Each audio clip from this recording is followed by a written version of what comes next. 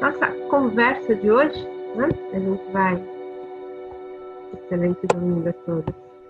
A gente vai falar, né, sobre equilíbrio, otimismo realista, crescimento pós-traumático. E a gente vai ver, né, que a gente começou essa conversa, bem da verdade, semana passada, e a gente explicou o porquê nós estamos, no fundo, programados para, né, a partir do momento em que eu sinto processos de solidão acontecem, de depressão fisiológica, né, e disso levar depois a um estresse pós-traumático. Existem gatilhos fisiológicos ligados a essa questão. Né? A gente conversou sobre a estratégia da nossa fisiologia, né? Quando o ser humano lá, né, esse cérebro, lembrando que a última grande mexida nele foi há 25, 30 mil anos, e naquela época, situações estressoras estavam muito ligadas à possibilidade de ferimentos. Toda vez que meu corpo é lesionado, para que eu possa, né, recuperar minha saúde, para que isso possa ser regularizado, processos inflamatórios devem acontecer. Chegou um ponto em que a fisiologia, para resolver essa questão, a partir do momento em que eu sofria estresse, já iniciava processos inflamatórios para agilizar o processo de recuperação. O problema é que, hoje em dia, a gente não tem, né, lesões físicas, mas a gente tem solidão. E solidão para nós, né, nós somos a espécie mais conectada, a espécie mais social da face da Terra, e isso implica em estresse profundo para a gente. Então, o que é que acontece? A nossa fisiologia começa a inflamar. E outra coisa que acontece, né, é o fuga ou ataque. Toda vez que esse estresse ficar de forma crônica, constante, esse sistema límbico ele fica muito ativo, o córtex pré-frontal desconecta, né, o límbico é ligado direto às áreas motoras para a gente fazer o quê? Fuga ou ataque. E a pergunta é, quem vai fugir do vírus, quem vai tentar atacar fisicamente ele, mas isso acontece, né? E a gente tem uma série de coisas que, em consequência desse sistema límbico ativado o tempo todo, vai acontecer. Então, a nossa conversa, né, nesses dias, nessas semanas que vão suceder, é como a gente pode reverter isso, como que a gente pode apaziguar esse sistema límbico, ligar mais esse córtex pré-frontal para ter uma experiência muito melhor. Né? Então, nessa situação, se o meu córtex pré-frontal fica desconectado, é o meu gestor, as minhas decisões não são as mais adequadas, muita gente vai enfrentar problemas de memória, de desmotivação, né? E a gente não quer, óbvio, ter essa experiência, a gente não quer ficar com essa amígdala, né, o centro do medo, ativado o tempo todo, então a gente vai trabalhar para que isso não ocorra. Então, a gente vai conversar ao longo do tempo e dar uma série de ferramentas para saber como a gente vai lidar com essa situação. A primeira ferramenta extremamente importante é foque na informação relevante. Se a gente perceber, hoje em dia, né, já era assim, né, a gente já estava muito conectado, a gente já estava recebendo muita informação o tempo todo, agora nessa quarentena isso absolutamente está impossível. Né? Então as pessoas recebem o tempo todo informação e, no mais das vezes, são informações que não são relevantes, que não são necessárias, pelo contrário, né? Vai estimular esse sistema límbico e deixar a pessoa em pânico o tempo todo. Então, a gente tem que aprender a focar no quê? Eu vou olhar as oportunidades ao invés de focar nos problemas. Maharishi sempre falava, onde a gente coloca a atenção, cresce. Então, eu vou olhar aquilo que eu quero e não aquilo que eu não quero, né? Porque eu não quero mais do que eu não quero na minha vida. Eu vou fazer um teste com vocês, né, para a gente entender uma coisa que eu quero explicar. E esse teste pede que vocês olhem essas figuras geométricas que tem. A gente está vendo aqui na tela, tem várias figuras geométricas. Eu vou pedir para todo mundo começar a contar quantas figuras geométricas está enxergando aqui na tela.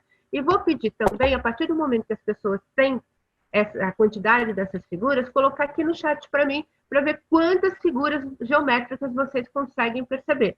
Esse é um teste que foi desenvolvido em Harvard, né? Então, ninguém precisa ficar assustado, porque é contar figurinha geométrica.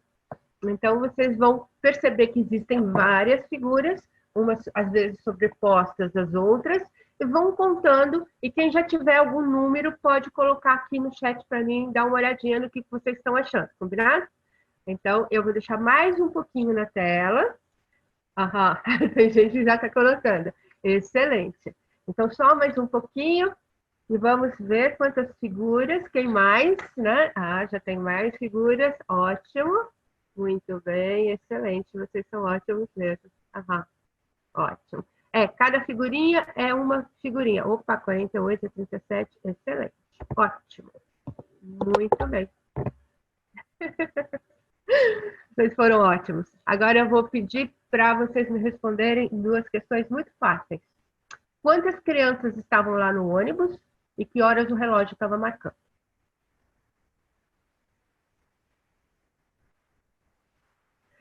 Percebam que, em geral, muitas vezes as pessoas vão falar ônibus, criança, horário, relógio, né? Por que isso acontece? Porque eu pedi para contar, figuras geométricas, né? Enquanto a nossa mente estava focada em contar figuras geométricas, o resto que estava lá não foi colocado em atenção. Isso é muito natural, né? E por que isso é natural? Porque é a forma... não observou isso mesmo. Porque é a forma como a nossa mente processa a informação. Vamos entender um pouquinho, né? E a gente vai falar da neurociência da informação. E vamos lá. Então, muitas vezes a gente acredita que a gente enxerga com os olhos, não é assim? A gente não enxerga com ele. Bem, na verdade, aqui na nossa retina, ela sofre, né, um impacto de muita informação. Se a gente colocasse em questão de bytes, para ter uma ideia, a gente saberia que 100 bilhões de bytes por segundo de informação está sendo, né, processado pela nossa retina, está impactando a nossa retina. Só que a gente não tem nervo óptico para levar toda essa informação. Então, da retina, já vai ser peneirado e só vai sair 6 milhões. Então, dos 100 bilhões, 6 milhões sai para dentro do cérebro. Concorda que aqui já é uma peneira muito poderosa. A gente vai enxergar com córtex visual, uma área aqui atrás da cabeça, uma área extremamente escura, onde a única coisa que chega vão ser os impulsos elétricos, né? Os impulsos elétricos dos neurônios. E ali vai chegar o quê? 10 mil bytes de informação. Isso quer dizer, né, que de toda a possibilidade de processamento, de enxergar e de processar essa informação, pouquíssima coisa vai realmente ser processada. E é por isso que existe a história, né, das pessoas que falam que a gente enxerga o mundo através de paradigmas. Exatamente isso. É como eu acredito, né, de acordo com minha formulação de crença, a gente já vai enxergar como isso funciona, é o que eu vou enxergar, e o que eu não estiver procurando, o que eu não estiver focando, eu simplesmente não vou registrar. É assim mesmo que funciona. Além disso, nessa nossa mente consciente, né, que a gente tem aqui nosso córtex pré-frontal, quantas atividades eu consigo fazer, quantos eventos eu consigo processar ao mesmo tempo? 1, 2, 3? Muitas vezes nem isso, né? Aqui, em média, eu tenho 2 mil bytes de informação que eu posso processar. Vamos colocar um exemplo. Eu estou em casa, né? Lá na sala, tranquila, assistindo televisão. Toco o celular, eu atendo, vem alguém da cozinha conversando comigo. Para tudo. Como que eu vou processar essas 3 coisas de maneira consciente ao mesmo tempo? Não vou conseguir. Mas quando a gente pensa no nosso cérebro total, na nossa mente como um todo, aí sim, eu tenho milhões de coisas acontecendo ao mesmo tempo. Né? Esse cérebro está registrando, né, todo o funcionamento do nosso corpo segundo por segundo. Então, aqui eu tenho milhares de eventos simultâneos e a gente vai ter uma média de 4 bilhões de bytes por segundo sendo processado. É muita diferença. E quando a gente fala em termos dessa diferença, se a gente não estiver muito acostumado, né, com números, se a gente não tiver essa habilidade de processar números, muitas vezes a gente não consegue nem perceber, entender essas diferenças. Vou colocar numa imagem, fica mais fácil para a gente entender. Então, nessa imagem, cada byte, né, cada pixel, um byte de informação. Então, vamos supor que aqui eu tenho os meus 4 bilhões de bytes, que é o que a minha mente está processando segundo a segundo. Disso, o que eu consigo perceber de forma consciente. É esse pontinho aqui. Alguém consegue ver esse pontinho? Não, né? E ele foi ampliado mais de 1000 vezes. Essa é a diferença, né? É isso que a gente está conseguindo, de forma consciente, processar. Então, o mundo, ele é como? Ele é como a gente enxerga, né? De repente, da forma como eu processo essa informação, o que eu estou procurando, ou que eu estou acreditando que o mundo é, assim eu vou vê-lo, né? Lembra que tem muita gente que fala, a beleza está nos olhos de quem vê, né? E a gente vê sempre através de um óculos, né, diferente, cada um de nós. Então, vamos dar uma olhadinha para ver como, a nível social, a gente enxerga esse mundo. Facinho de ver. Então, para fazer essa, né, para ter essa percepção, a gente pegou o sumário de pesquisa em psicologia, todas as pesquisas que foram realizadas, desde 67 até o ano 2000, para ver o que os pesquisadores estavam procurando. Então, em termos de pesquisa, o que a gente encontrou? 5.584 pesquisas sobre raiva. A gente vive num mundo raivoso, não vive? Ansiedade, não? Que mundo tão ansioso? 41.416. Opa, mas também a gente tem muita gente deprimida por aí. 54.040 pesquisas. Por outro lado, vamos olhar a alegria, 415. Felicidade, 1.710. Satisfação, 2.582. Se a gente perceber, então, o nosso foco, o nosso olhar, ele está muito mais no negativo do que no positivo. A gente tem uma proporção aí de 21 para 1. Se isso realmente fosse a realidade, todo mundo vivenciaria 24 horas de catástrofe todo santo dia. Isso não é uma verdade, né? Isso é a forma como a gente enxerga. Por que isso? Porque a gente lembra, de novo, aquele cérebro lá atrás, projetado para a sobrevivência, então, num mundo que era muito perigoso. E qual é a forma como o nosso cérebro funciona? Tudo aquilo que é negativo tem que ter um peso muito grande para que eu fique atento a isso e possa preservar a minha vida. Isso era uma realidade lá atrás. Não é uma realidade hoje em dia, mas se mantém. Vamos dar uma olhadinha? No livro didático, né, da psiquiatria clínica, a gente pode dizer que é a Bíblia dos psiquiatras, e eles têm, né, 500.000 linhas de texto.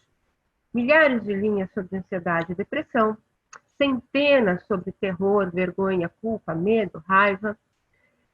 Cinco linhas sobre esperança, uma linha sobre alegria, nenhuma única linha sobre perdão, compaixão ou amor. Onde está, né, os nossos paradigmas? O que a gente está olhando? E é por isso que a gente está vivenciando. Então, o que a gente tem que ter na vida é um paradigma de forma otimista, né? Porque aí eu vou enxergar as coisas de uma maneira melhor. E toda vez que a gente fala, né, uma pessoa otimista, tem muita gente que fala, puxa, mas ela é otimista, ela não pode ser realista, né? Esse mundo não é um mundo de flores. Vamos dar uma olhadinha nessa ideia? Então eu vou trazer para vocês Roger, né? Roger Bannister, não sei quem conheceu ele, eu vou apresentar ele para vocês. Ele não era um corredor, né? Não era essa a profissão dele, era um estudante de medicina, mas ele começou a correr, né, maratona, e a ideia dele era Porque naquela época, em 1945, né, isso começou, o último recorde que tinham batido, né, para correr uma milha, era em 4 minutos, um pouquinho mais de 4 minutos, como a gente pode ver. E a partir daí, todos os atletas tentavam romper essa barreira dos 4 minutos, mas não conseguiam. Então, a gente tinha um batalhão de atletas de elite se preparando durante muitos anos para romper esse recorde, mas eles não conseguiam. Chegou a um ponto que passaram-se tantos anos sem ninguém conseguir romper esse recorde, que os cientistas começaram a analisar e colocaram hipóteses que a nossa fisiologia impedia que esse recorde fosse batido. Que seria impossível para um ser humano quebrar, né, correr uma milha em menos de 4 minutos. Quando o Roger começou a ver essas coisas e começou a se preparar para correr, ele falou, não acredito nisso. Realmente, para mim, isso não faz o mínimo sentido. Eu vou romper os 4, né? Vou correr uma milha em menos de 4 minutos. E naquela época, né, os corredores de elite morreram de rir. O que Roger estava pensando? Quem era ele? Não era nem um atleta. Né? E ele foi se preparando. Não conseguiu uma vez, não conseguiu outra, continuou se preparando. Não desistiu em momento algum. E por sua insistência, persistência e acreditar na possibilidade, em 6 de maio de 54, vejam bem, é um recorde que demorou 10 anos para ser batido, o relógio parou. Roger Bannister conseguiu. Ele correu uma milha em menos de 4 minutos. A partir do momento em que ele ultrapassou essa marca, quer dizer, ele quebrar a marca não foi tão impressionante quanto o que aconteceu depois. No ano seguinte, o que aconteceu? 300 atletas ultrapassaram a marca. A marca estava só na mente. Né? Então, o que acontece é isso. Quando nós acreditamos em alguma coisa, muitas vezes, nós criamos uma realidade. Nós enxergamos o mundo através desses paradigmas e nos conformamos com ele. Porque é assim que o nosso cérebro funciona. O nosso cérebro, a nossa mente, ela é criada para quê? Para a gente interpretar e entender o mundo. E a gente vai fazer isso de que forma? Através das nossas crenças, das nossas expectativas, dos nossos esquemas mentais. Isso aqui já está dentro da gente. Né? E o que a gente vai fazer? A gente vai olhar para o mundo, lembra qual que é o paradigma? A gente vai tirar um monte de informação que a gente não vai processar e a gente vai buscar coerência entre aquilo que a gente acredita e aquilo que está lá fora. Então, para criar essa consistência, o que o cérebro da gente faz? O que for divergente, ele ignora. Muitas vezes ele vai descartar. E outras vezes ele vai chegar até a dar uma distorcidinha na realidade, ele vai criar. Então, com base nisso, as minhas crenças, como eu enxergo o mundo, aí eu atuo, né? Eu tenho uma performance. A performance, ela é sempre objetiva. Né? A gente pode lembrar a história, né, da corrida. É uma performance, eu vou atuar no mundo. Agora, como eu vou interpretar essa atuação, isso é sempre subjetivo. E isso é feito com base nas minhas crenças, expectativas e esquema mental. Vamos dar um exemplo para a gente ficar mais claro? Vamos supor que eu fiz uma prova de matemática e eu não fui bem na minha prova de matemática. Isso é uma performance e isso é o objetivo. Aí recebi o resultado, estou lá olhando para a minha prova e dependendo das minhas crenças, esquemas mentais, expectativas, que pensamentos podem ser gerados a partir da minha performance objetiva. Eu posso chegar à conclusão que matemática nunca foi para mim. Afinal, a maior parte das mulheres não vai bem em matemática. Por que será que eu insisto nisso? Eu posso pensar em carreiras de humanas, onde eu jamais vou estar perto de matemática. Okay? E aí eu desisto de estudar e mudo as minhas expectativas com relação a isso. Outro exemplo. Eu posso fazer a minha prova de matemática e muito mal nela, mas de acordo com as minhas crenças, expectativas, esquema mental, eu posso olhar esse resultado e falar, ah, que coisa boa, agora eu sei quais são os meus pontos fracos. Eu sei o que eu preciso estudar, aonde eu preciso colocar mais atenção e maior suor, para que na próxima prova eu realmente me saia muito melhor. Concorda? Se a performance foi exatamente igual, o que mudou foi como eu interpretei esse mundo. E através disso, né, dessas nossas crenças, esquemas mentais, como a gente enxerga o mundo, nós criamos as nossas conexões mentais, nós criamos as nossas rotas na mente. Lembrando, né, as nossas crenças são os nossos pensamentos. Os nossos pensamentos são verbalizados, então eles viram as nossas palavras viram nossas ações, porque o cérebro ele quer coerência e consistência. Aí, através de ações repetidas, eu crio meus hábitos, esse conjunto de hábitos vai formar os meus valores, e isso vai se tornar o meu destino. Entende? E como que eu crio essas rotas mentais? A gente pode fazer um exemplo, uma analogia para isso ficar mais claro. Imagina que a gente tem uma montanha cheia de neve e eu vou pegar um esqui, né? E vou lá de cima da montanha e descer até lá embaixo. Fiz isso. É óbvio que eu vou criar uma rota, um caminho que eu fiz. Vou continuar a brincadeira, vou subir de novo e vou descer mais uma vez e vou procurar fazer o mesmo caminho. Quando eu chegar lá embaixo, eu vou olhar para cima e vou ver que na maior parte das vezes eu fiz o mesmo caminho, mas eu desviei um pouquinho. Mas se eu fizer essa brincadeira durante 100 vezes, eu vou criar um suco tão forte na neve que toda vez que eu quiser fazer o percurso, quando eu chegar lá em cima e quiser descer, eu não vou conseguir sair dessa rota. É isso que a gente faz na nossa mente. A gente cria caminhos neurais tão fortalecidos, né? E acho que todo mundo já passou por isso, e criam aqueles gatilhos a partir que determinada situação ocorre, uma sequência de coisas acontece e quando a gente chega no final a gente fala, puxa, porque eu cheguei aqui de novo? Eu já não queria isso, mas eu criei um caminho tão forte que eu não consegui mais sair dele. E é isso que a gente está fazendo o tempo todo, aonde a gente coloca a nossa atenção, com a expectativa que a gente tem, com os nossos esquemas mentais. Mas a gente pode mudar tudo isso através de fazer o quê? De ligar esse córtex pré-frontal. E aí eu vou fazer o quê? Uma dieta de informação.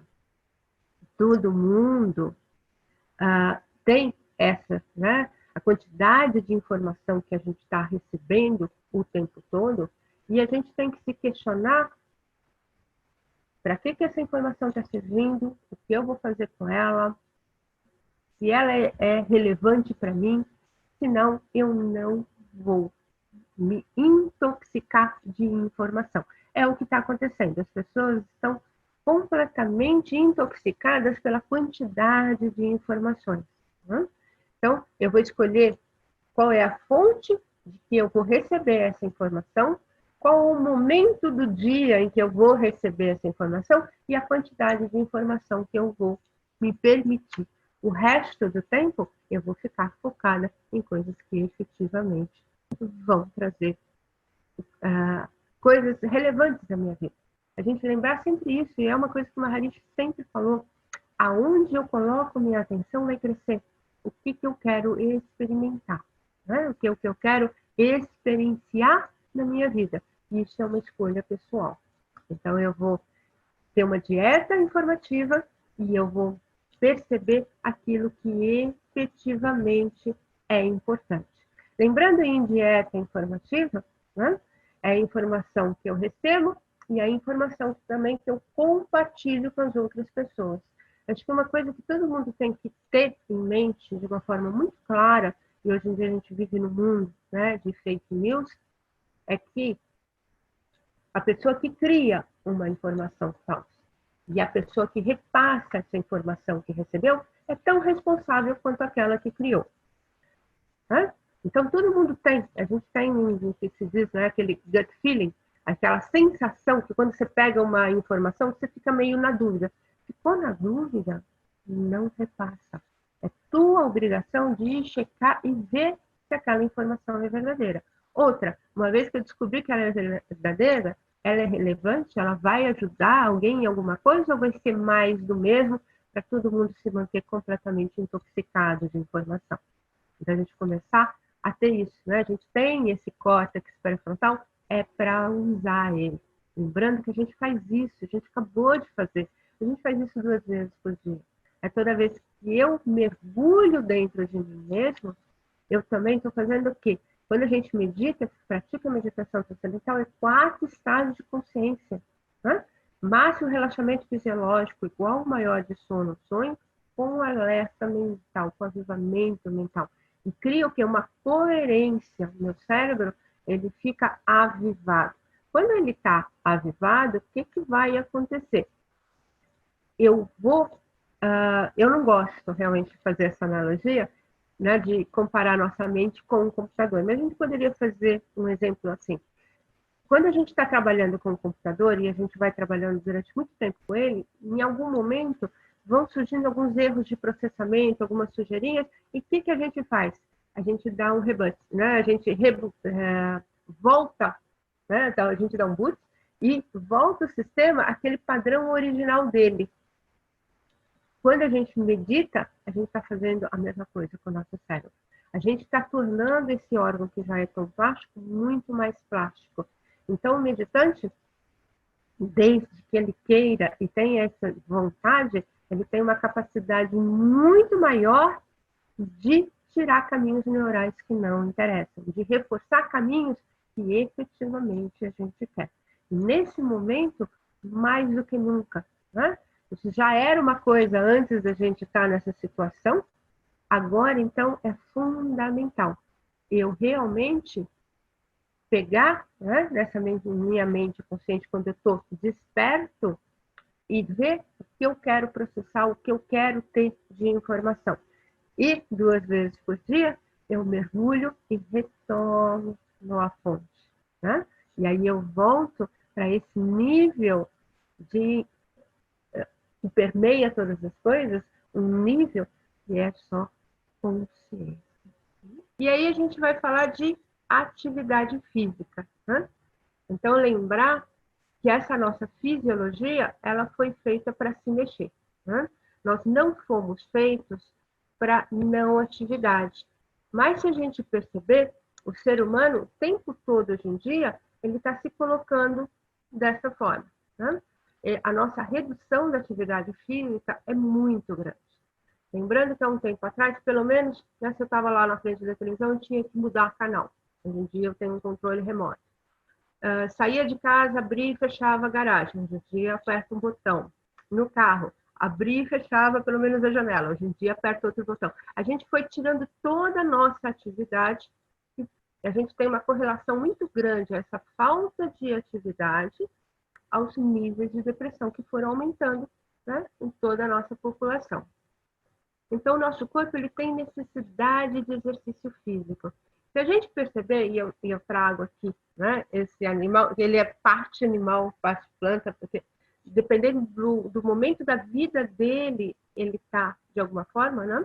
Então, quando ele está como medusa, tem que caminhar, tem que andar, ele desenvolve um sistema nervoso primitivo, né, uma espécie de cérebro descentralizado no corpo. Quando ele atinge a fase dele de cólico, que ele vai ficar fixo, que ele não precisa mais se movimentar, o que ele faz? Ele come o próprio cérebro. Isso quer dizer, se a gente perceber, quando a natureza cria sistema nervoso, cria cérebro, nos animais, quando a gente começa a se movimentar. E aí aparece isso. Né? No reino mineral, no reino vegetal, nós não temos sistema nervoso. Então, quem não anda, não precisa de cérebro. E aí, o que acontece? A gente vira aquela, né, batata de sofá, fica lá parado, zapeando o tempo todo. E a Organização Mundial de Saúde, ela fala que metade, né, quase metade da população brasileira, 47%, não pratica o mínimo exercício para manter seu corpo saudável. A gente está falando isso antes da pandemia. Né? Então, imagina como está agora. Então, o recomendado pela antidepressão é pelo menos 150 minutos de exercício por semana. Né? E quando a gente olha o Brasil, né, ele lidera o ranking do sedentarismo na América Latina E no mundo ele é um dos campeões, ele está em 5º lugar. É terrível isso, né? Porque, no geral, a gente gostaria que a gente estivesse no topo em métricas bacanas, mas a gente se vê, muitas vezes, né, nas métricas que não são aquelas adequadas, é onde a gente vai estar lá em cima.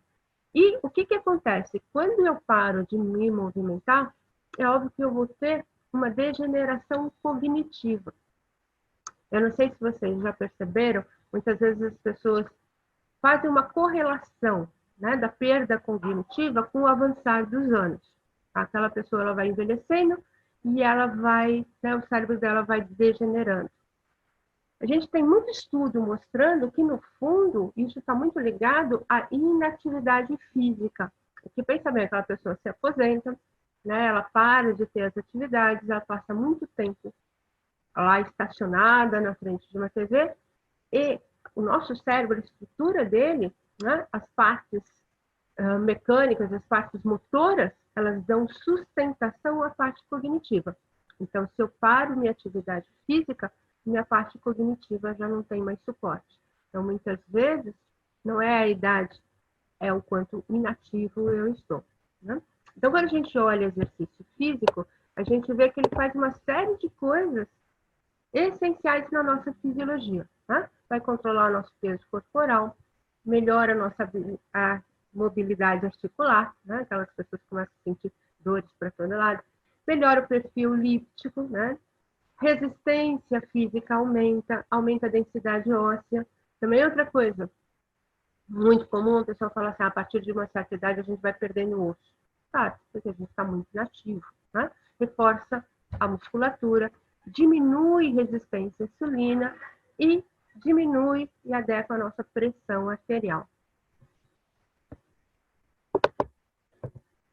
Então, a gente sabe que também nós temos vários efeitos na mente, né? Tanto no corpo quanto na mente, para que eu faça exercício físico. Então, uma das coisas que a gente sabe é que a gente traz mais nutriente e comunicação para o nosso sistema nervoso. Né? O simples ato de dobrar um braço já aciona uma troca de milhares de mensagens entre os nossos neurônios. Então, o exercício intensifica essa comunicação neural e aumenta o fluxo sanguíneo. A gente traz uma sintonia fina da atividade física e dos neurônios na liberação de neurotransmissores, né, que são as substâncias responsáveis para levar instruções para a célula. Né? Então, isso melhora o desempenho das nossas funções cerebrais. A gente também pode produzir novos neurônios. Durante muito tempo, as pessoas falavam que não existia neurogênese, ou seja, um cérebro maduro produzindo novos neurônios. A gente já sabe que isso não é uma verdade. Nós temos essa capacidade, isso se faz através das células-tronco, mas eu preciso ter uma certa química que favorece isso. Né? Então, a atividade física aumenta um fator neurotrófico derivado do cérebro que vai ajudar exatamente para que isso aconteça. Né?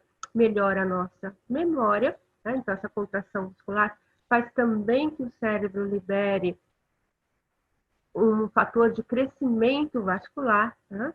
E isso está correlacionado à consolidação das nossas memórias. E a gente falou de neurotransmissores. Né? Então, quando a gente está lá produzindo neurotransmissores, quando a gente está em atividade física. Então, aumenta a produção do GABA. O GABA é muito importante para controle da atividade excessiva dos neurônios. Né? Então, ele deixa mais tranquilo todo o sistema. Dopamina, né, que entra em ação no controle do movimento, ela está relacionada à atenção, cognição, motivação, ela está muito relacionada ao sistema de recompensa da nossa fisiologia. Norepinefrina ativa o sistema nervoso central, afeta esse estado de alerta, vigilância, concentração, e também influencia, né, na regularização da nossa ansiedade e depressão. Serotonina, né, o hormônio do bem-estar, da felicidade, ele também é liberado. Glutamato, fundamental para a neuroplasticidade, capacidade do cérebro de se adaptar, de estabelecer novas conexões neurais, extremamente necessário nesse momento que a gente está. A gente precisa ter um cérebro plástico e ter um cérebro capaz de encontrar né, novas saídas, criatividade, é tudo que a gente precisa nesse momento para criar esse novo mundo que a gente vai, né, construir conjuntamente. Sem falar, né, que também, quando a gente pratica exercício físico, liberamos endorfinas. Isso faz a gente se sentir bem, né, traz bem-estar, felicidade também. E vamos falar agora de algumas pesquisas científicas. Essa é muito bacana, né, porque, nesse caso, é uma pesquisa científica em cima de depressão, né, mas desse transtorno depressivo maior. Então, são pessoas que estão passando por depressão muito profunda. Na pesquisa foram analisadas 156 pessoas, que foram divididas em 3 grupos. Um grupo ficou sob medicação, no caso foi o Zoloft que foi usado. Outro grupo teve medicação e exercício físico, e o outro só exercício físico, sem medicação nenhuma. 16 semanas, né, do processo todo acontecendo, e quando eles foram analisar como estavam essas pessoas, eles descobriram que, né, que a maior parte, né, 60% das pessoas, houve diferenças, aprimoramento do bem-estar significativo, só que nos 3 grupos. Né? Então, as pessoas começaram a pensar, então, no fundo, tanto faz? Aí que vem o pulo do gato. Porque depois, num follow-up, né, 10 meses depois, quando eles foram ver como estavam essas pessoas, o que aconteceu com um grupo que só estava sendo medicado? 38% já tiveram recaídas, ou seja, voltaram a sentir aquela depressão maior. Grupo da medicação e exercício físico, 21% recaídas. Grupo que só estava praticando exercício físico, 9% de recaídas. Então, a gente sabe... A nossa tela está cortada. Oi? A nossa tela está cortada, está uma tela verde e aí as telas ficam cortadas. Ixi, a gente não... todo mundo? Agora foi, agora melhorou, agora foi. Uhum. Aí isso que você falou ficou tudo na tela verde, agora que apareceu de novo. Agora que Estava apareceu, aparecendo, depois ficou verde. Tá bom? É porque o pessoal está aqui reclamando. Ah, cortou. Realmente cortou, ficou tudo verde. Uhum. Agora sim, agora apareceu. Para mim, não aconteceu isso. Eu continuei vendo a minha tela da mesma forma. Obrigada, Cícera. Então, aqui vocês estão vendo, mas no fundo já tinham ouvido o que eu falei. Então, a gente vê que exercício físico é a forma do corpo de se regularizar. Né?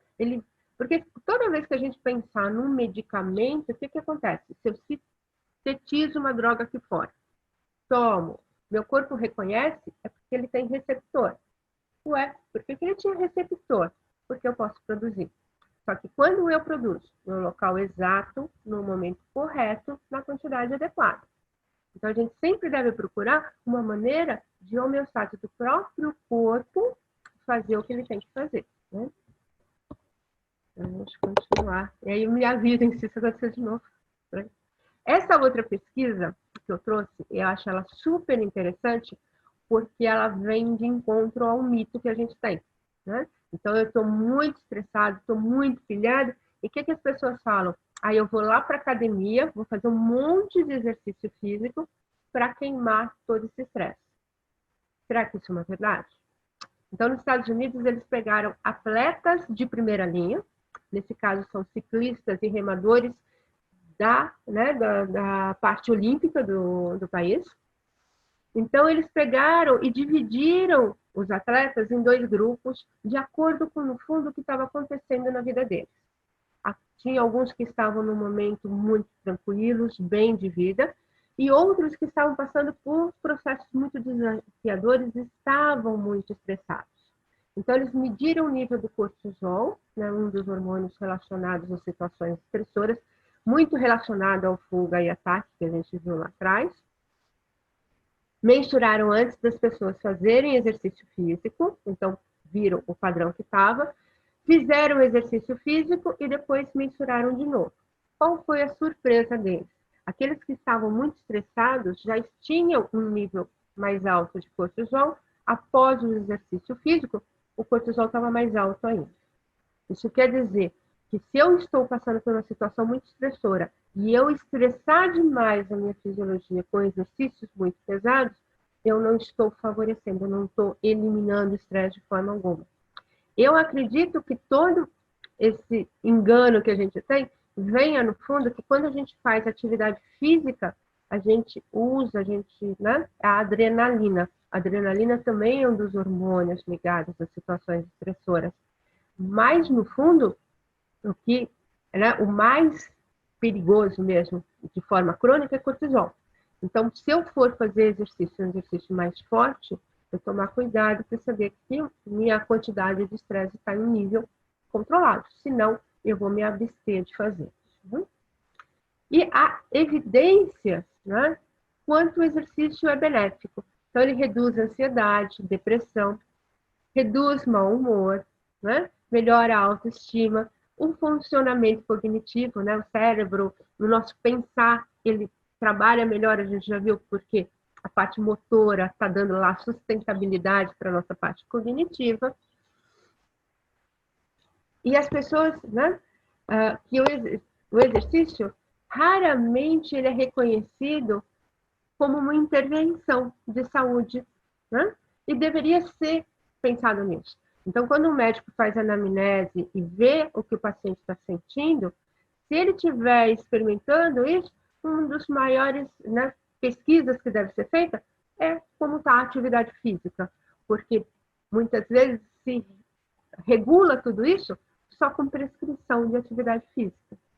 Então, de certa forma, o exercício ele pode ser considerado como um tratamento, né? Então, ele funciona e ele é muito eficaz. Ele gera a liberação de neurotransmissores, como a gente viu, noradrenalina, serotonina, dopamina, muito semelhante aos principais remédios psiquiátricos. Só que, de novo, na quantidade certa, no local exato, no momento adequado, né? Então, isso, ao contrário de interferir na nossa fisiologia, vai deixar a nossa fisiologia equilibrada. E aí, a história, muita gente se pergunta, né? O meu estilo de vida, aquilo que eu faço normalmente, como eu me alimento, quanto eu durmo, que exercício eu faço, se isso está relacionado ao bem-estar, né, à saúde e à longevidade. Então, aqui a gente pega pesquisas científicas das mais variadas para tentar entender o que acontece em cada situação. E o que se descobriu?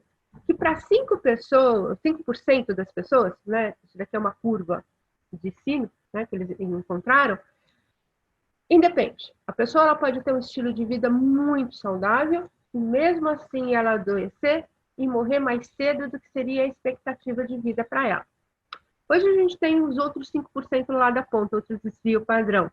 Que são pessoas que todo mundo olha e fala assim, puxa, mas aquela pessoa tinha uma vida muito desregrada. Como que ela conseguiu viver tanto? É uma boa pergunta e os cientistas ainda não têm resposta para isso. Mas para 90% de nós mortais, o que acontece? Existe uma correlação muito grande entre o meu estilo de vida e a minha capacidade de manter saúde e longevidade. Então, existe correlação sim. Então, se eu quero ter uma vida saudável e viver bastante tempo, eu tenho que pensar nessas questões. Como eu durmo, como eu me exercito e como me alimento. Né? A gente vai falar sobre isso também e como manejo o estresse. Né? São coisas que são fundamentais para a minha qualidade de vida mental e fisiológica. E quando a gente fala em exercício de vida, né? Muitas vezes a gente percebe que o nosso cérebro é muito criativo para a gente tentar escapar de qualquer atividade física. Então, aqui foram reunidas as 7 desculpas, né? As bambambãs para eu não vou fazer exercício físico nenhum. Então, vamos lá dar uma olhadinha. Estou sem tempo. Essa é ótima, né? A gente vive naquele mundo que está todo mundo sempre correndo atrás de alguma coisa que ninguém sabe o que é, se enchendo de atividades, e aí a gente não tem tempo. Aí eu vou lembrar o quê? A nossa ferramenta número 1. Eu vou fazer o quê? Focar na informação relevante. Então, eu vou ganhar uma enorme quantidade de tempo que antes eu estava usando para me intoxicar de informação.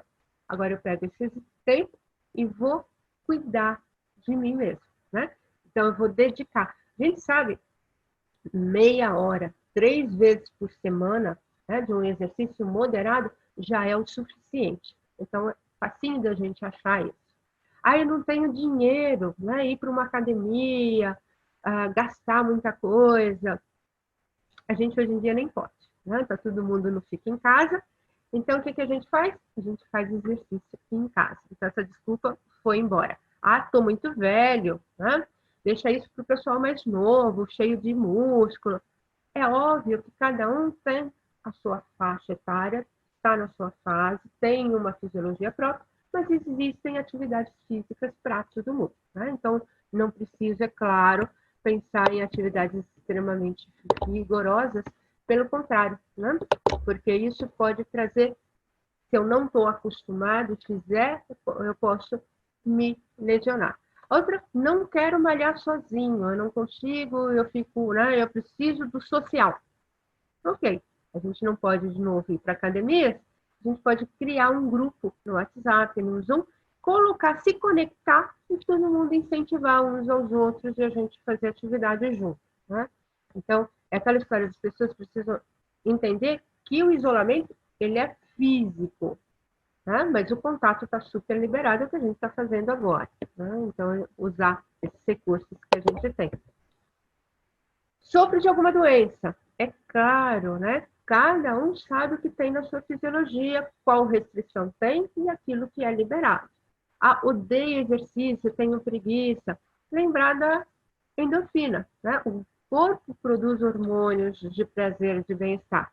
Então, no fundo, é o começar. Depois que eu comecei e eu criei a rotina, a coisa ela vai acontecer de uma forma muito fácil, não vai ter todo, né? Esse difícil, né? Não vai ser tão penoso como a pessoa pensa.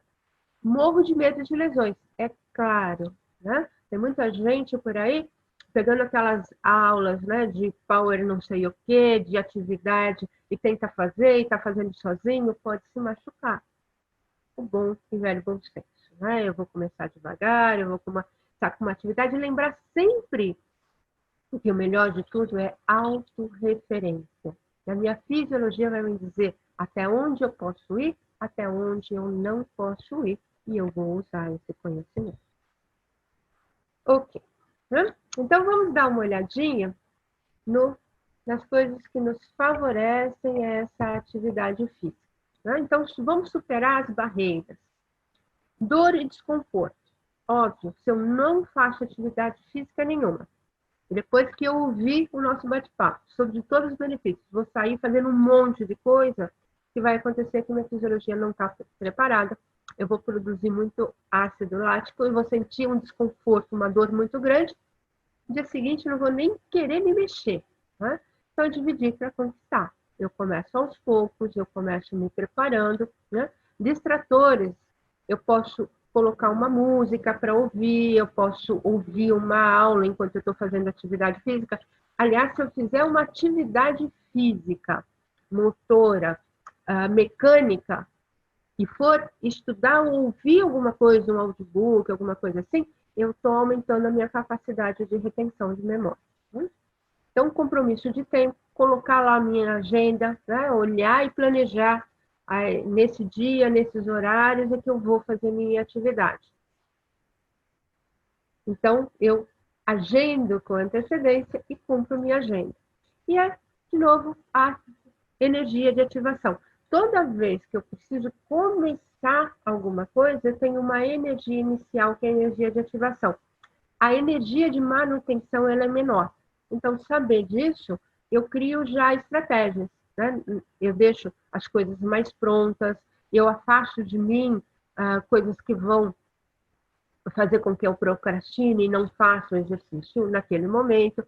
Eu favoreço a minha energia de ativação, principalmente compromisso de agenda e às vezes compromisso com outras pessoas. Aquela ideia de em tal horário todo mundo vai se juntar e fazer exercício juntos.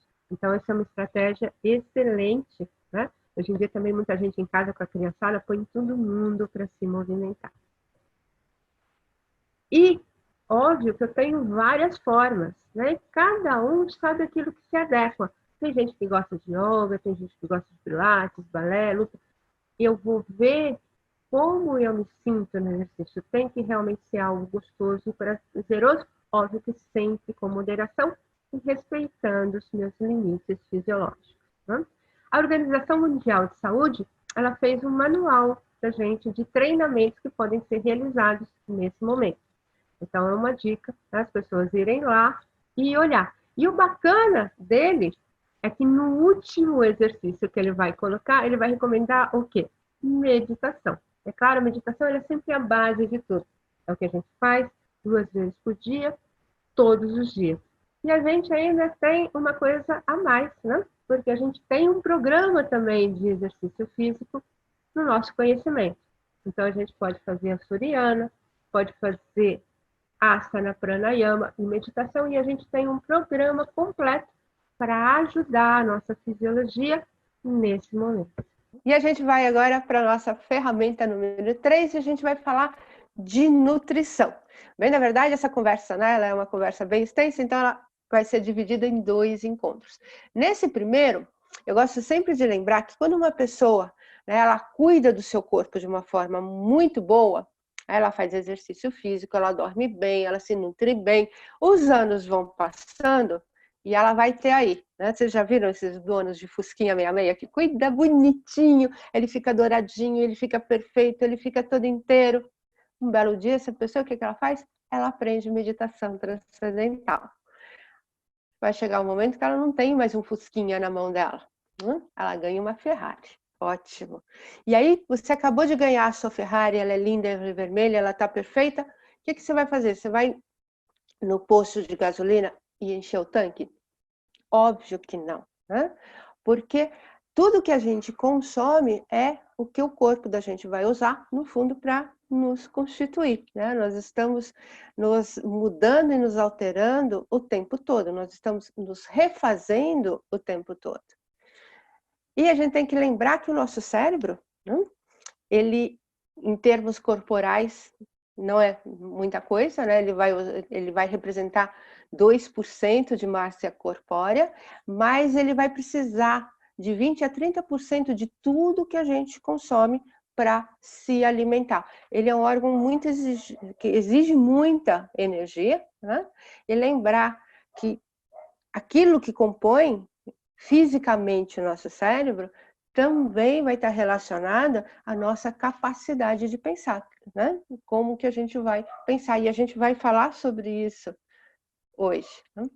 Então, lembrar de Hipócrates, né? Que seu remédio seja o seu alimento, que seu alimento seja o seu remédio, isso a gente já sabe de muito tempo. Óbvio, se eu tiver uma comida processada, cheia de conservantes, cheio de açúcar, principalmente açúcares modificados para a gente não perceber no palato, né? Mas eles estão lá e atingem o nosso cérebro. Óbvio que isso vai alterar de forma muito poderosa o nosso humor. E hoje em dia a gente já tem muito centro de pesquisa, né? De neurociência e de neurociência na área da nutrição, que mostra para a gente que, de acordo com aquilo que a gente come, a gente consegue estabilizar ou não, né? A gente também consegue desestabilizar o nosso humor, né? Então, e também cria impactos poderosos na saúde do nosso cérebro. Existem, então, 3 áreas de função cerebral, né? Que a gente pode dizer que são a capacidade para que a gente possa ter uma vida com essa sensação, né, de felicidade, de bem-estar. Então, eu preciso ter capacidade de me concentrar, pensar e planejar. Então, a gente tem alimentos que vão favorecer o pensamento. Eu tenho que ter a minha capacidade de regulação emocional. Então, eu tenho alimentos que são focados exatamente para o bom humor. E também para controlar a nossa ansiedade, alimentos que dão energia e disposição. Então, a gente tem, quando a gente olha, né, em termos de vitaminas, aqui eu coloquei algumas que elas estão muito relacionadas a essa forma como a gente vai gerenciar, né, as nossas emoções através da alimentação. Mas a gente vai ver isso com mais calma durante a nossa conversa. E antes de eu pensar em nutrir meu corpo, o que eu tenho que pensar primeiro? Em desintoxicar minha fisiologia. Porque se o meu corpo estiver todo intoxicado, não adianta eu dar os melhores nutrientes que eu não vou ter mais a capacidade de absorver. A gente tem uma série de sistemas excretores e eles têm que estar funcionando de uma maneira muito adequada para que o corpo consiga tirar as impurezas para ele poder ser nutrido de forma correta. Então, quando a gente pensa nisso, né, e quando a gente faz uma dieta pensando nos processos de desintoxicação e depois de nutrição, óbvio que a gente está prevenindo e revertendo até processos de envelhecimento. Então, o que as nossas células precisam? Elas precisam de oxigênio, elas precisam de nutrientes e elas têm que ter a capacidade de desintoxicar de forma correta para poder absorver esses dois outros. Então, quando a gente pensa nisso, e a pergunta é, puxa, então como que eu sei se eu estou ou não com a minha fisiologia intoxicada? Então, eu trouxe para vocês um questionário muito simplesinho, eu vou ler as perguntas, vocês podem ir marcando aqui no dedo mesmo, né? Se for sim para qualquer uma delas, você estende um dos dedos e no final a gente conta o que foi, ok? Então, como que eu sei que eu estou precisando me desintoxicar? Eu estou me sentindo muito inchado, congestionado, com prisão de ventre, né? As coisas aqui não estão funcionando tão bem, ok. Recentemente, eu comecei a engordar um pouquinho, mas eu não estou aumentando a ingestão de calorias, continuo comendo da mesma forma, só que eu percebo, né, que a roupa está ficando ali apertada. Me sinto cansado, pouca energia, minha digestão, né, o processo digestório piorou, eu percebo que a coisa não está caminhando, não vejo mais aquele brilho de pele no cabelo, né, da forma como estava um tempo atrás, começo a ter feridinhas ao lado da boca, infecções fúngicas, do trato urinário, alergias, né, começam a aparecer, eu me sinto desanimado, de mau humor, eu sinto que eu estou precisando limpar as teias do cérebro, né? Parece que está tudo meio enferrujado. Então, se a gente marcou mais de 3 ou mais sims para esse questionário, isso pode estar sinalizando que é um momento bacana da gente pensar em processos de desintoxicação, né? Então, quando a gente tem isso de forma periódica, a gente elimina os resíduos, né? Isso pode significar para algumas pessoas perda de peso, melhoria do nível de vitalidade de energia, melhora a circulação, né? O fígado, o rim, sangue, tudo começa a funcionar de forma adequada, a clareza mental, favorece a liberação de maus hábitos alimentares, né? Então o processo de intoxicação, ele é muito bom para isso, quando eu quero modificar alguma coisa na minha alimentação, o estômago tem a chance de reduzir, né? Voltar para o tamanho normal. Pessoas com problemas cardíacos notam também até batimentos mais regulares, né? Então, uma dieta de limpeza, ela vai ter algumas características. Em geral, ela vai ser rica em fibras, vegetais marinhos, né? E quase invariavelmente reduz risco de doenças cardiovasculares. Então, a gente pode pensar, quando a gente pensa em dietas de desintoxicação, se eu fizer, né, a cada semestre, eu posso pensar numa semana, 7 dias. A cada trimestre, eu posso, né, colocar 3 dias para fazer.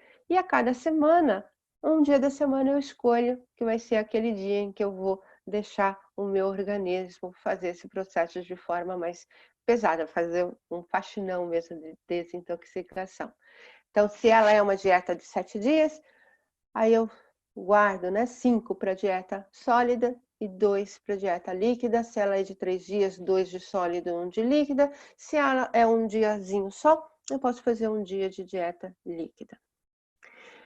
Aqui, né, eu acho que vocês já ouviram várias vezes essa recomendação, que aquela água quente, né, ela vem do Ayurveda, e a gente ferve essa água, né, durante 10, 15 minutinhos e vai tomando ela ao longo do dia em golinhos, né? Se eu tiver uma térmica, eu coloco na térmica, senão eu vou preparando e vou tomando ao longo do dia. Isso realmente ajuda muito a fisiologia num processo de desintoxicação.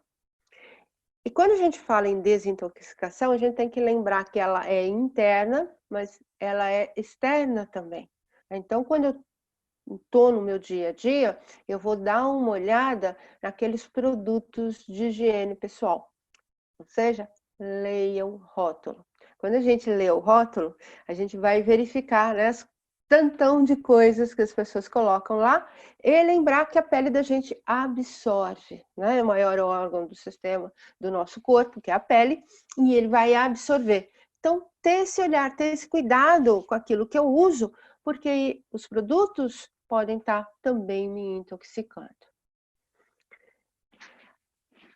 Outra forma, né, da gente olhar para a dieta, e eu vou trazer isso, né, eu gosto muito de olhar em termos dessa forma, e eu acho que hoje em dia isso tem um sentido muito mais profundo por conta, né, da situação que a gente está, de isolamento por conta do Covid-19, que traz processos inflamatórios muito poderosos. E a gente pode olhar para a nossa alimentação dessa forma, aqueles alimentos que são anti-inflamatórios e aqueles alimentos que vão produzir processos inflamatórios. Ou seja, se eu tiver uma dieta muito inflamatória, eu já fico com o meu organismo todo muito predisposto e realmente inflamado, né? Lembrando daquela situação da solidão que já vai causar, hoje em dia todos nós estamos com uma carga a mais de estresse e isso já dispara gatilhos inflamatórios. Então a gente pode olhar nossa alimentação para equilibrar isso e até para reverter isso, né? Então a gente vai dar uma olhada bastante nesse nível. Antes de falar disso, né, eu gosto sempre de lembrar, e hoje a gente está no Dia das Mães, e a gente lembra da mãe natureza. Né? E eu sempre penso, quando eu penso numa mãe cuidando de um filho, o que ela faz? Ela traz para o filho a melhor nutrição possível. Ela cuida desse filho, nutrindo ele de forma adequada. A mãe natureza faz isso para a gente. E ela faz isso através, né, dessa sazonalidade.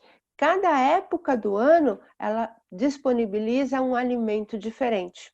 Pode ver, né, que os alimentos, eles não são produzidos ao longo do ano, todos, o tempo todo. Por que isso? Porque existem ritmos da natureza e existe uma alimentação que é a mais adequada de acordo com aquele ritmo da natureza. E a gente sai muito disso, né? Hoje em dia a gente tem desejo de tudo e às vezes a gente pede um alimento que vem lá do outro lado do mundo, que não é o adequado naquele momento, e a gente faz isso. Então, ter esse olhar para a nossa alimentação, né? O que é da época, o que é local, o que é produzido de forma limpa, limpa para o ambiente, limpa para as pessoas, e é isso que vai nutrir a gente de maneira adequada. Então, a gente pode olhar para os alimentos, como eu falei, né? De forma aqueles que são anti-inflamatórios, alimentos antioxidantes, porque a gente também está gerando um estresse oxidativo muito grande, e alimentos orgânicos ou agroecológicos, aqueles que a gente sabe que são produzidos da melhor maneira possível para a gente. Então, eu vou trazer para vocês, né, uma série de alimentos para a gente dar uma olhadinha e ver o que é inflamatório, o que é anti-inflamatório, e aqui a forma como os cientistas calcularam esse índice, né?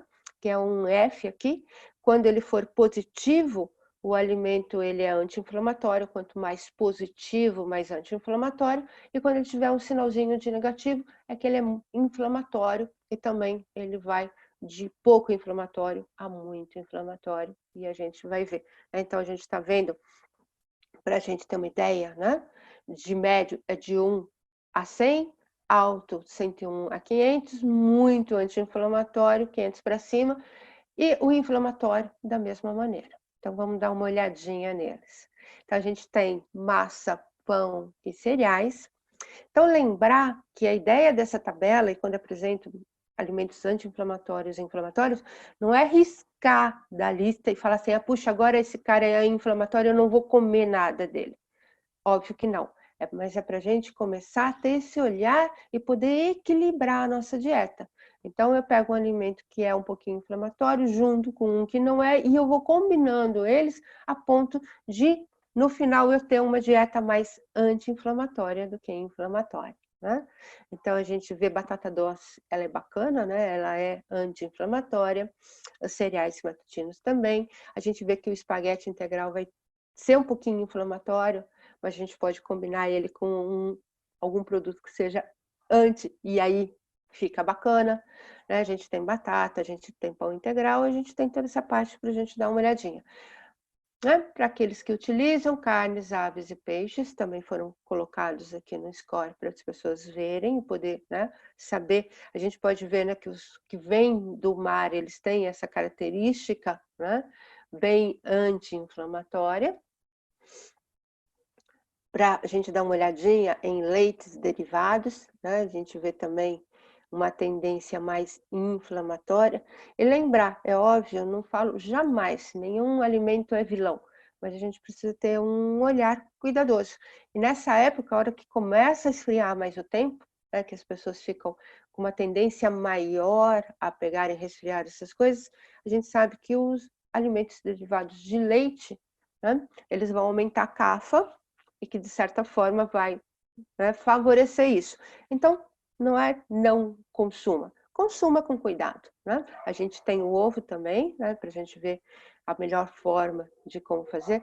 Ovo é um alimento fantástico, né? Durante muito tempo ele foi ali colocado na lista dos bandidos, hoje em dia já voltou da lista para os bonzinhos, dos super bonzinhos, né? É um alimento fantástico. E gorduras, frituras. Quando a gente fala em gordura, é uma coisa bacana a gente pensar, porque lembra que durante muito tempo a gordura ela foi um grande vilã, né, da nutrição. E a gente precisa muito de gordura. O nosso cérebro, por sinal, ele utiliza muita gordura. Os nossos neurônios, eles se conectam entre si através de impulso elétrico, né? E para esse impulso ser enviado, eles precisam aquilo que a gente chama de bainha de mielina, né? É uma capinha de gordura que tem que ter. Se a gente perde essa gordura, os sinais não conseguem ser enviados. Então a gente precisa de gordura, a gente precisa de boa gordura. Quando a indústria começou a ir em contra gordura, o que ela fez? Alimentos superprocessados, porque você tira a gordura, tira o sabor, né? Então você fica comendo aquela coisa com gosto de papel, encheram de açúcar, né? Encheram de outras coisas e óbvio, né? Não adianta eu tirar a gordura e colocar muito açúcar e sal para trazer gosto para o alimento. As frutas, né? Então a gente também é bom dar uma olhadinha, né? Como que a gente tem esses índices também para a gente, né, dar preferência a algumas frutas, para que a gente possa ter uma alimentação mais anti-inflamatória. Okay. Vegetais, né? A gente vê, né, o alho e a cebola aqui, que são extremamente anti-inflamatórias e muitas vezes podem ser usadas até como um remédio, né? Cenoura, nabos, a gente pode ver que os vegetais, eles têm essa característica, eles são anti-inflamatórios. Sementes, castanhas, leguminosas são tudo de bom, devem estar na nossa dieta. A nossa dieta deve ser rica, variada, colorida, né? Aqui a gente tem bebidas também, né? Em geral elas vão ter um tom inflamatório ou elas vão zerar, né? A gente também tem uma ideia. E a história da dieta anti-inflamatória, né? Então eu como com abundâncias frutas e legumes, a gente viu essa característica anti-inflamatória, minimizo o consumo de gorduras, minimizo, não quer dizer tiro da minha dieta, pelo contrário, a gente deve ter. Dou sempre preferência a fontes de gorduras boas, né? Pensar sempre no ômega 3 também, a chia, a linhaça, os peixes, as nozes, controlar a ingestão dos carboidratos refinados, aqueles que viram açúcar muito rápido dentro do nosso corpo, e eles podem trazer picos de glicose. Esses picos de glicose acabam afetando e modificando muito o humor da pessoa, né? Então, tomar um cuidado com isso. Comer grãos naturais, integrais, né? Fontes magras de proteína, e a gente evita, né, alimentos refinados, processados, principalmente aquela história, né? Eu olho para o alimento e eu já nem sei o que está lá dentro, o que eu estou comendo. E também a gente pode olhar para a nossa dieta pensando em modulação de humor. Como que eu quero me sentir? Então eu vou em busca de alimentos que vão me fazer me sentir daquela forma. Então, eu tenho uma dieta que a gente pode chamar uma dieta para felicidade. Ela vai favorecer que o corpo produza serotonina e dopamina. Então, a gente tem um grão de bico, né? Muitas vezes ele é, né, ele é um precursor, ele tem o triptofano, que é o precursor da serotonina, e muita gente até brinca e chama ele de grão da felicidade, né? Então, inclua grão de bico, além de delicioso, a gente pode usar diversas formas. Abacate, né? Uma gordura super do bem, fantástica. Eu sempre falo, quando falo do abacate, eu já não consumo ele mais como a gente aqui, né, no Brasil consome com açúcar, limão, mas eu dou sempre preferência como nossos irmãos latinos usam, na salada, de forma salgada, ele é fantástico. Chocolate, né, tá super liberado, é um alimento do bem, totalmente do bem, mas lembrando, ele tem que ter cacau para isso, né? Então, de 70% cacau por cima, ele é um super alimento, né? Também vai trazer serotonina para a gente, vai trazer também precursores da dopamina, antioxidantes, ele é anti-envelhecimento, eu não preciso comer uma barra, lembra, né? Um pouquinho cada dia, é fantástico. O mel também é um alimento muito bom, muito poderoso. Banana, a gente viu lá, ela é um pouquinho inflamatória, mas ela também é rica em triptofano, precursor da serotonina. Né? Como eu falei, a gente vai compor uma alimentação e brincar um pouco com esses alimentos para trazer um equilíbrio para a dieta. Canela, né, é fantástica, é uma dica de colocar um pouquinho de canela no café, muito bom mesmo.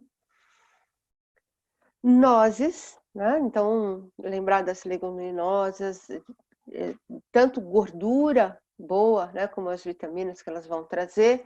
Vitamina D, gente, isso é fantástico, né? Tá todo mundo em quarentena, tem algumas pessoas que falam, puxa, Helena, eu não vejo mais, né, a luz do dia, tô dentro do meu apartamento, não saio para nada.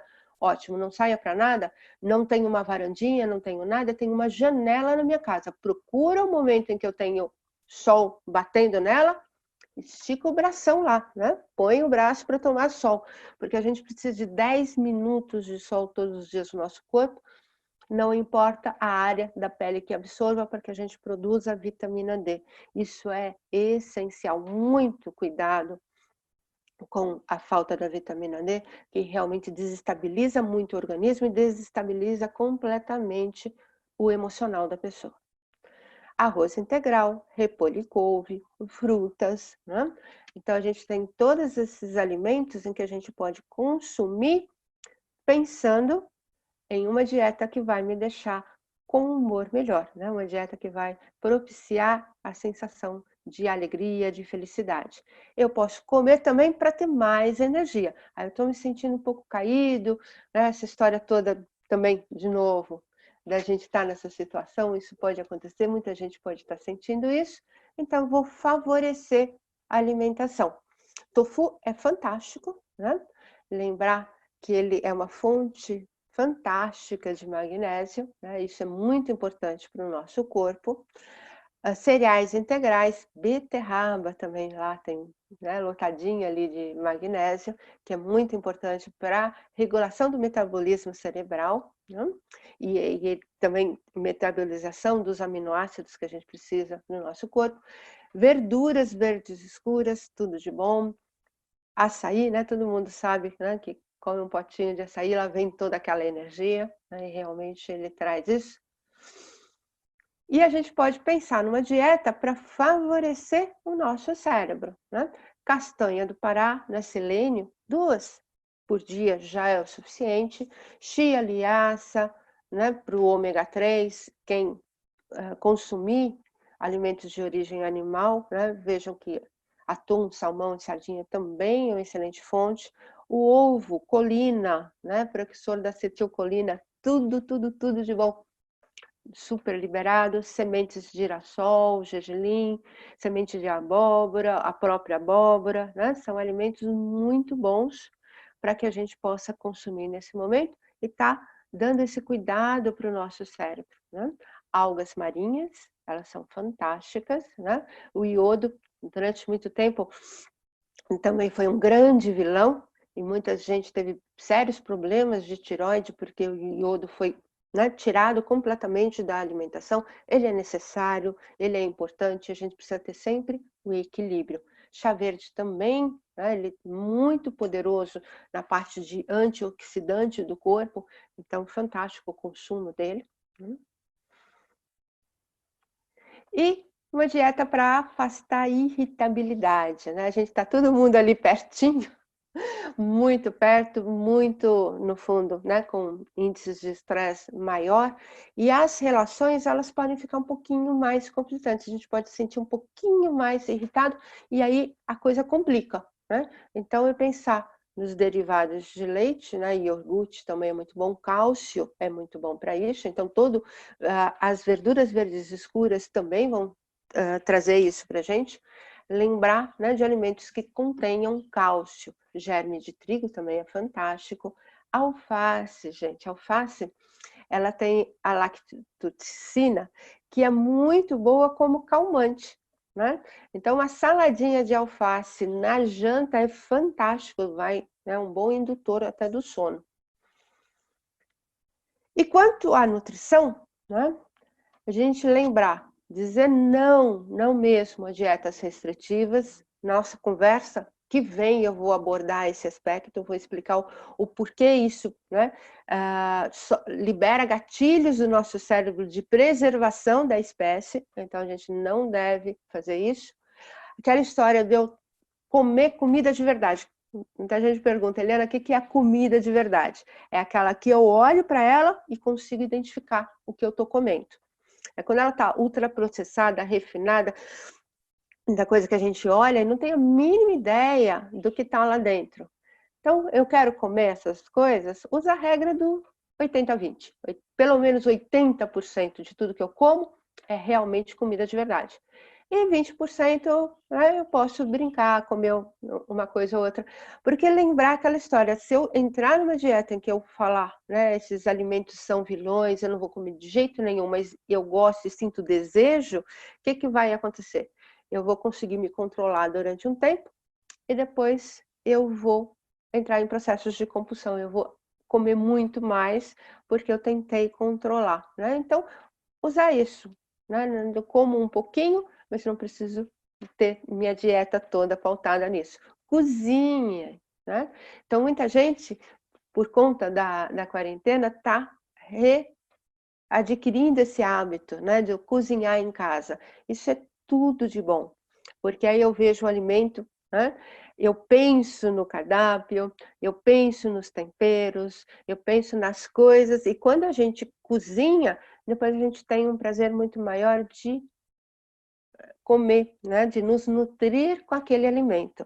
E uma coisa bacana, a gente tem pesquisa científica provando que pessoas que têm o hábito de cozinhar, quando elas comem fora, e hoje em dia a gente não pode, mas a gente pode pedir comida delivery, o que acontece? Elas, em geral, não vão para o junk food, elas vão comer uma comida melhor, né? Porque é aquilo, se eu já faço em casa e faço muito bem, se eu for comer uma comida de fora, é porque eu vou comer algo mais especial ainda, né? E o que a gente precisa sempre na vida? Autorreferência. Tem muita gente que fala assim, então o que é bom para que eu consumo? O que é bom para mim comer? Para eu comer?